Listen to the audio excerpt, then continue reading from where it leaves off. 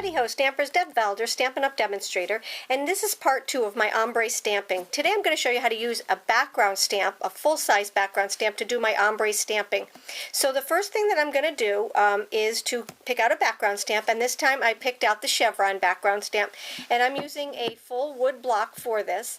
The first thing that we need to do, just like we did yesterday, is to sponge the background. So what I'm going to do is I'm going to start with my So Saffron, and I'm going to just lightly sponge randomly up here on the top, and it doesn't have to be real inked up, because I'm actually going to ink it off afterwards because I want it to be a little bit lighter than my words. So this is So Saffron that I am using on my background stamp right now. The next color that I'm going to use is my Crushed Curry, and that's just a little bit darker than the So Saffron. And I'm just going to take and build up a layer of this. And you'll notice that I'm not going all the way over to the edges, and that's because I want it to be feathered out just a little bit. I did go up a little bit above where I had the So Saffron, so that they kind of mix together. And then my last color is going to be Cajun Craze. And this is a gradation of the colors. So that's what ombre stamping is all about. So we're just going to take and we're going to lightly ink this up. And after we have that done, what I'm going to do is I'm going to take and I'm going to actually stamp off onto my scrap paper. But today I'm just going to stamp onto my black paper. So I stamped off onto some of the color, and then I'm going to take and I'm going to put on my my background right here, and then I'm just going to take and I'm going to lightly rub.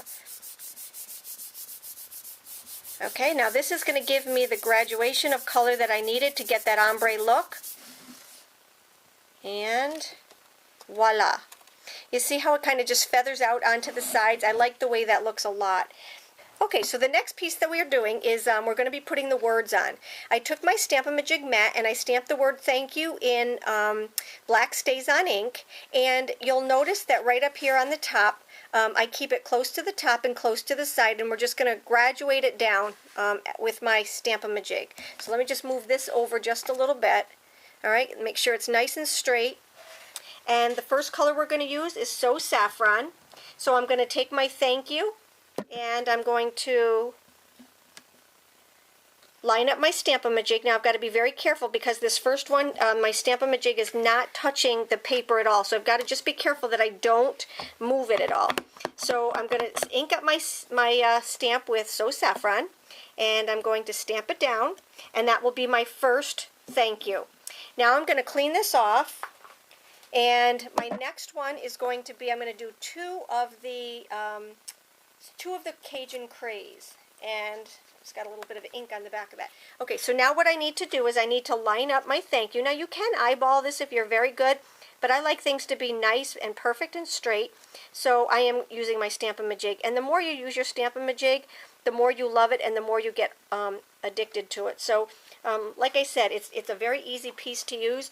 I'm using my Crushed Curry right now. I cleaned off my stamp, and I'm actually going to stamp this 2 times. So I lined it up and I stamped it once.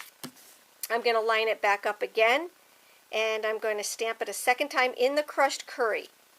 So I'm just going to line that up just like that. I'm going to lay this down here like that, and then ink up my Crushed Curry. And now clean this off, and the next color that we're going to use is Cajun Craze. And we're going to do the exact same thing, and we're almost done. That's how fast these cards are, and like I said, it just gives it such a great look. So I'm just going to take and line this up,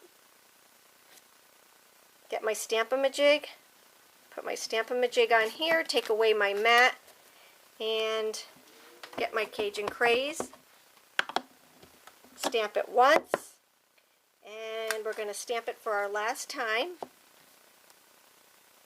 here.